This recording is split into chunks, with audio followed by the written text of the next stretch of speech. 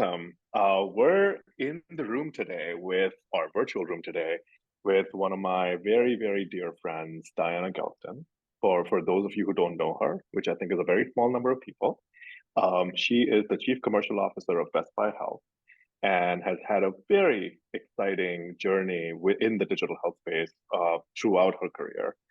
Really excited. Welcome, Diana. Really excited to have you, and would love to start with just sort of have you share more about yourself, your role, your mission, your life, but also specifically what you're doing at Best Buy Health. I'm happy to do that. So I'm the Chief Commercial Officer of Best Buy Health. Thanks for having me, Kamal. It's always great to see you. And on a Friday where I am up in Maine and looking more comfortable than normal, but happy to be here. So yeah, I have been in healthcare for well over 25 years, leading commercial teams, starting carrying a bag in sales, marketing, client success, doing the entirety of the commercial space and with companies like actually also doing strategy and transformation with companies like Philips Healthcare, working in small startups in technology, working at big startups like Amazon Health, and also just really pleased to be here to talk about care at home and what all that we're doing at Best Buy Health. So been in technology, med tech, informatics, all sorts of good digital health spaces that we can dig into a little bit here today. Great, awesome. So I want to start by sort of talking a little bit about this broader perspective. When people hear about Best Buy in healthcare, for a Yeah, minute they're like, "What? Why?" yeah, yeah. Talk to us about that. What led Best Buy to get into healthcare? Yeah, one of my favorite things is being at a conference and people come up to you at the booth and then they kind of do a Scooby-Doo head tilt and say, Best Buy? And that thing, Best Buy? And I think it's really simple. It's like, it's all about as technology has moved into healthcare and healthcare has moved into the home, Best Buy is really at that intersection of where technology meets health. And if you think about it, Best Buy has decades of experience engaging, educating people in their homes over the threshold on how to use technology in a super human way and really in an empathetic way. And just personally, I've had the amazing experience to do ride-alongs with like a Geek Squad agent and observe how they're training people in their homes on how to use technology. And at one point, the homeowner pulled me aside and said, "Isn't this agent wonderful? It's like learning from my grandchild.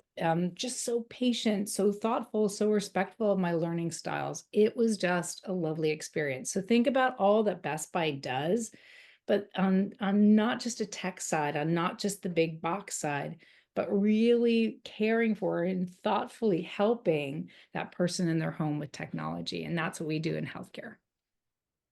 Awesome. That's great. So basically, humanizing digital health for all of us and making, Yeah. giving it sort of that human touch Well that is said. needed. Yeah. That's Yeah. awesome. Yeah.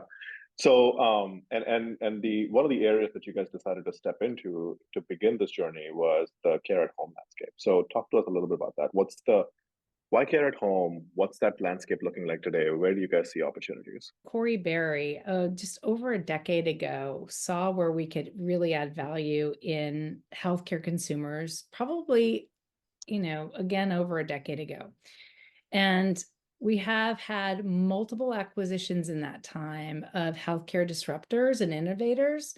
And Best Buy is taking those acquisitions that we made and leveraging our expertise and our infrastructure. For example, like the ability to shop across multiple channels where you're buying wellness products like sleep tracking devices or a blood pressure cuff or something that we do on a daily basis, delivering things in a timely, thoughtful way. There's also the strength of our physical stores doing what we do best, providing the best tech, giving the best service that I just gave an example of Geek Squad. to really help people live their best lives at home. And if you take that to the care at home and healthcare at home, it's really just leveraging all of that infrastructure to make that a Hmm. reality for people in their homes. So, yeah. Yeah, that's great. So now you've been in that space now for a little bit. So talk to us a little bit about sort of the experience of delivering care at home. Is it all that it's chalked up to be? Well, I think that it's what's beautiful about Best Buy Health is that we've got a bunch of people who work here who have been in healthcare for many, many years. So it's not just lifting and shifting retail Hmm. people. You've got people who have been steeped in healthcare technology, healthcare services, healthcare support, and then again that infrastructure of the strong engines of Best Buy, like logistics, like the big box stores. But so, just to be specific about, is it all that it's cracked up to be? Heck yeah, it's great. It's amazing. And it's amazing to see the transformation of what's happening to those patients in their lives. We are so fortunate to work alongside some of the most prolific health systems across the United States and pharma companies across the United States, as well as at the consumer level. And yeah, it's hard, but if it isn't hard to do, then it isn't worth, doing it in the first place. Care at Hmm. home is something that, I think the advisory board once said, Kamal, that about 65% of the population out there, when polled, would they rather receive their health care within the four walls of a institutionalized health system or be at home with their loved ones and their infrastructure and their support around them? They prefer that. So it's up to Yeah, us and disruptors like us to do that. yeah, yeah. No, absolutely. It's been an interesting phase, and as you know, so many players in there. And yet, when sort of you guys decided to enter in, you guys entered in with a pretty historic acquisition. Mhm. If I remember, it was the largest deal of the year it Mm. happened. Yeah. So talk to us about that. Why current health? How current health? What current health? And Yeah. how's it going now?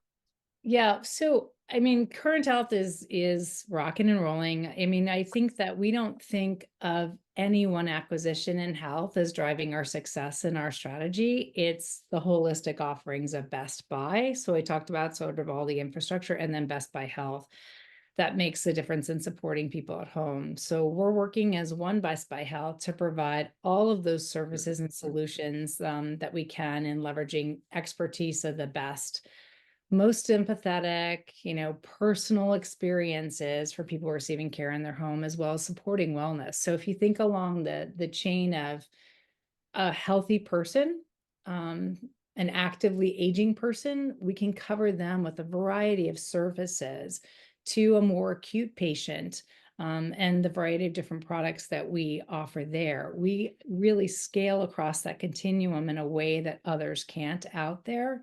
And that's what I think makes us really unique and different in the industry.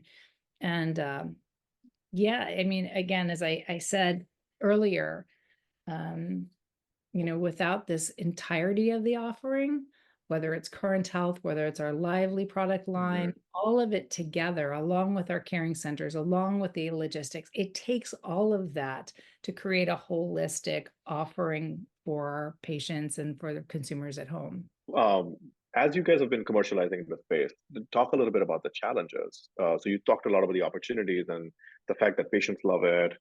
Providers are moving in this direction. Other things are coming in play, and we know the tailwinds associated with the reimbursement and regulatory landscape. But talk about what's hard. What is hard in this care at home landscape for you? So, I think what's difficult is how we solve it. What's difficult is and how we solve for what's difficult is really working side by side with our partners. So we have amazing partners out Hmm. there like Advocate, Geisinger, Mass General, Brigham. And once we understand and peel back their needs to support them, it will likely support other health systems like them. And we just learn a ton from them that others can benefit from. And I think that one of the challenges is what's around us in the environment that we're working in, because you definitely know the story, Kamal, of people buying in and not buying in, and the adoption curve being very attractive during COVID, and people being skeptical of care at home. You know, I think that is the thing that we constantly overcome. I think that,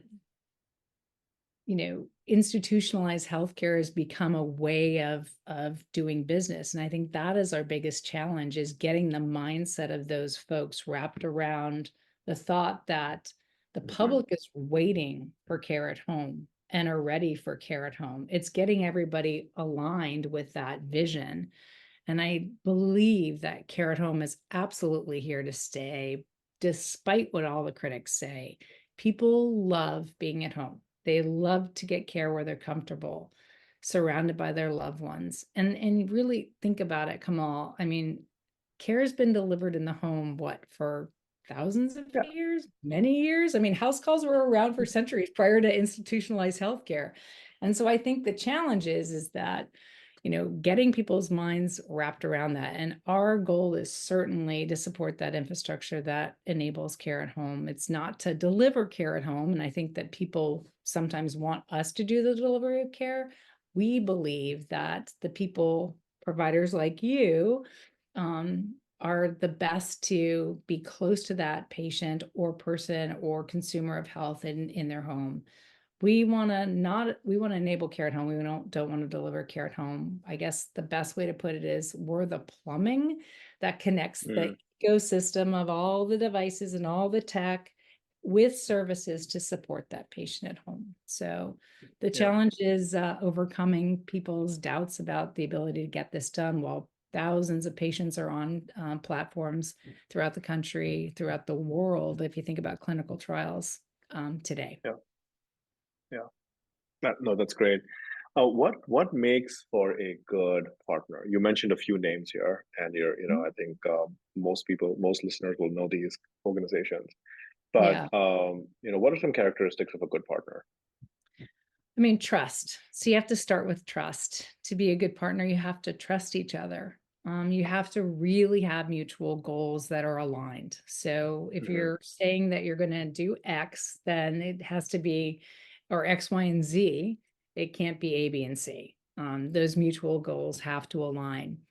Um, it also has to start with that patient or the consumer of health first thinking. So if you put them at the center of all you do and then work backwards from the challenges that they're gonna experience, like when you go into a home, there may be a hoarder's home and you need to clear a pathway to the bathroom. So you need to think of those things from the perspective of that person at home.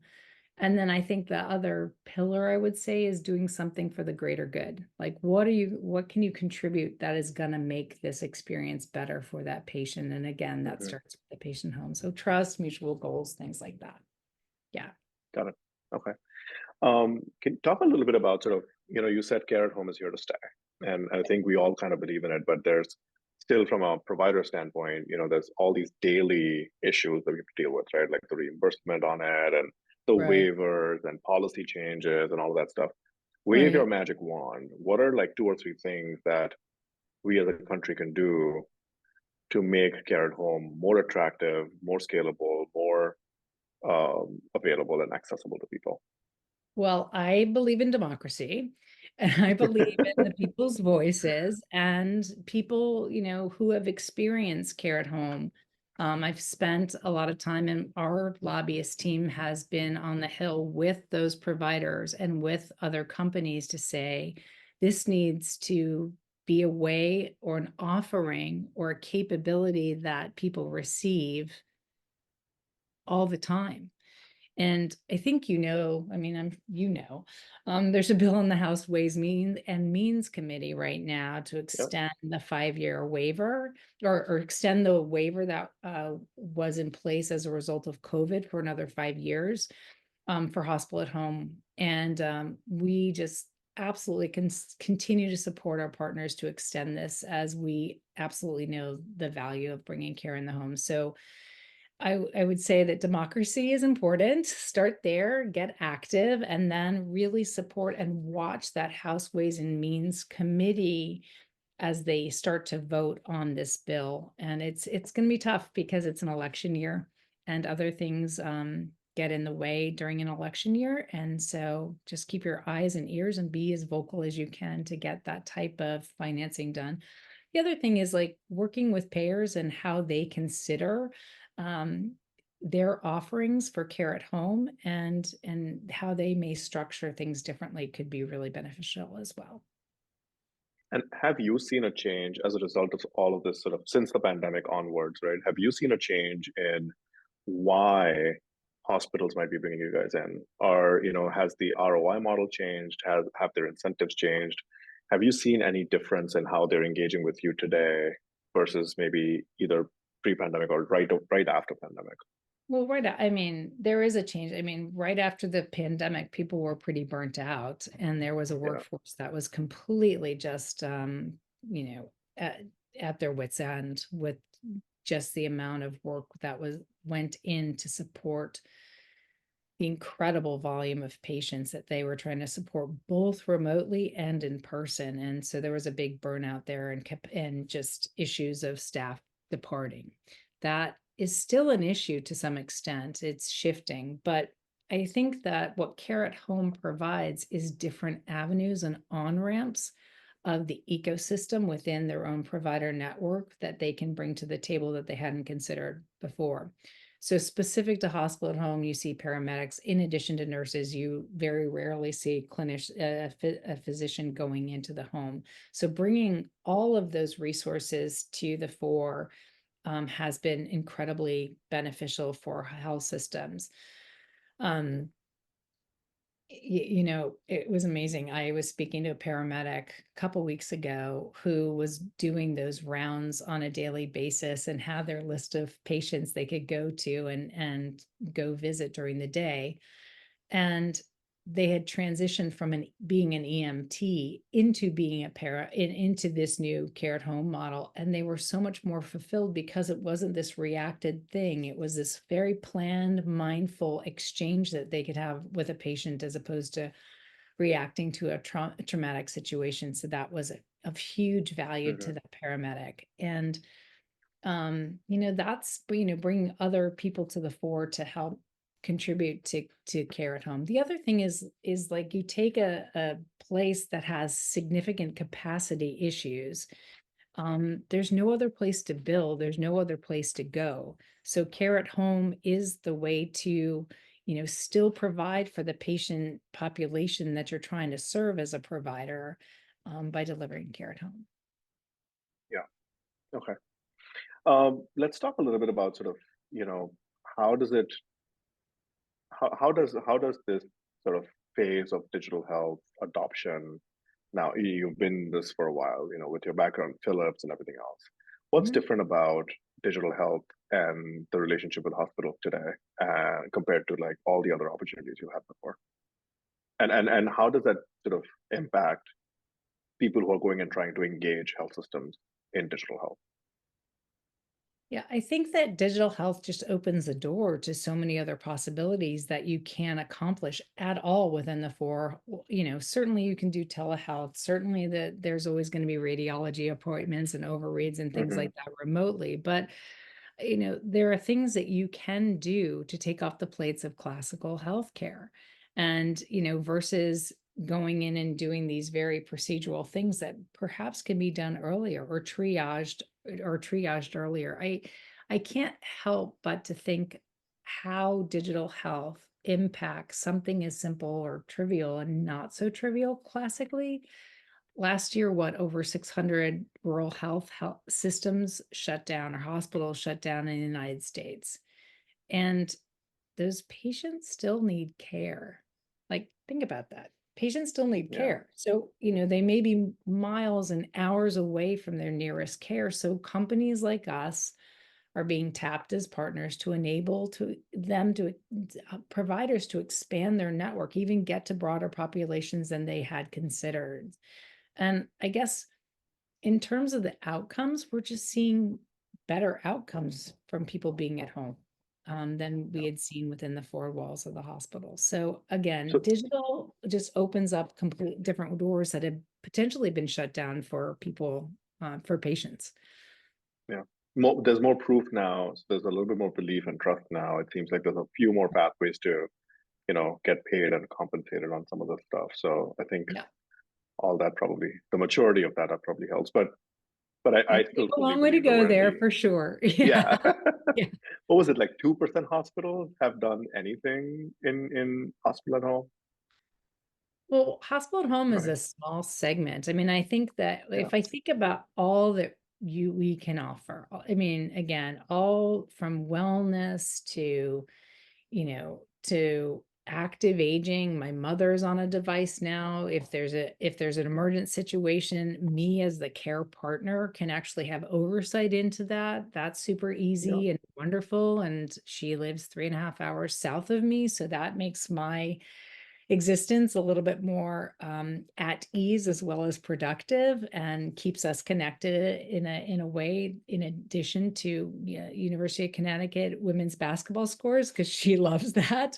But there are things that we can offer that extend beyond that. I mean, our caring centers, I think about, you talked about COVID. I mean, press a button during COVID, a lonely aging person could be connected and talk for as long as they want to somebody on the other end from a Best Buy perspective, all the way through acute hospital at home, where we have nurses licensed in 50 states to support and oversee and triage patients for providers who are overwhelmed and just, not having to deal with the excess that they're having to deal with. So I think that, yes, hospital at home is a small segment. Care at home, digital health is a broad segment that we're just Hmm. scratching the surface on. Telehealth's been around forever, but I think Yeah. there's so many more ways that we can impact people for sure. Yeah. Agreed. Hopefully we can spread it much faster. So if I speak to you again in 3 years, maybe we would have tripled the level of adoption. Hopefully. Oh yeah, I mean, again, Yeah. if again, so like millions of patients are getting some type of touch point in the Hmm. home today through our services. People, patients, consumers of health, right? And you through that range, it's just gonna grow. I mean, the curiosity of people in terms of tech is going to be out there, and we're here to support that as well. Just curiosity to actually, post surgically, we can do that too in their homes. Hmm. So I mean, I think that if hospitals look critically at their budgets and where their spend is, how much can be appropriately managed in the home, because people love being with their loved ones. People love eating their own food and watching their own series, and spending time with their pets and their care partners. So yeah, that's Yeah. super. That's great.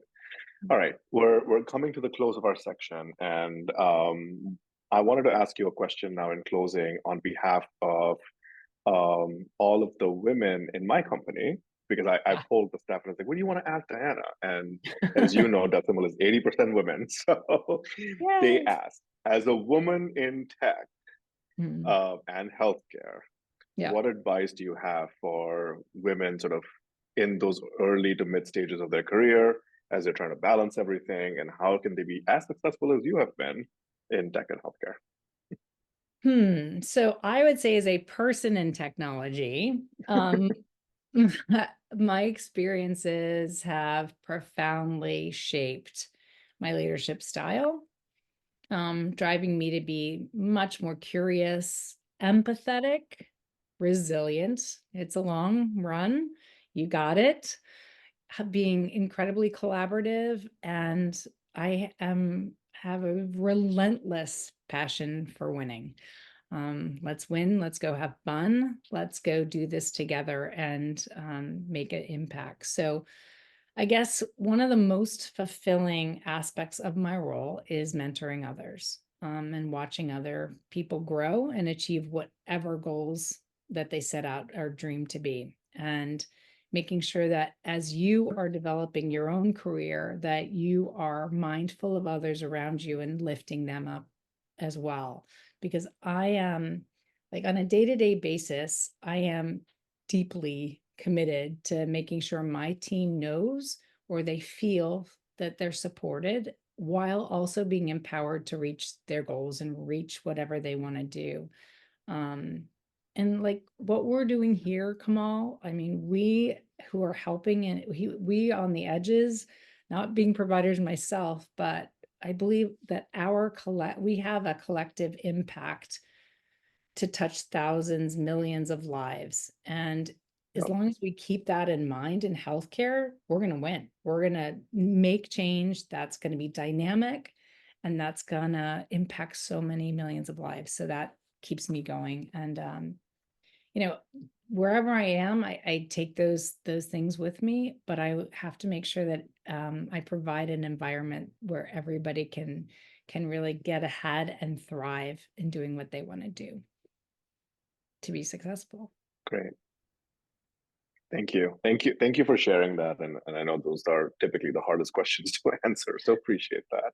You got it. Well, with Yeah. that, really appreciate you being with us today, spending your time and talking to us. Obviously have a lot of respect for what you've achieved in a very short amount of time for Best Buy, specifically in Best Buy Health, in that particular role. And I know, we had sort of met earlier in 2021 when you guys was just starting the journey, and it's incredible, how far Best Buy Health has come in 3 short years. So congratulations. Thank you Thank you. so much for being here, and we'll keep hitting each other in the field. Sounds great. Thank you so much, Kamal.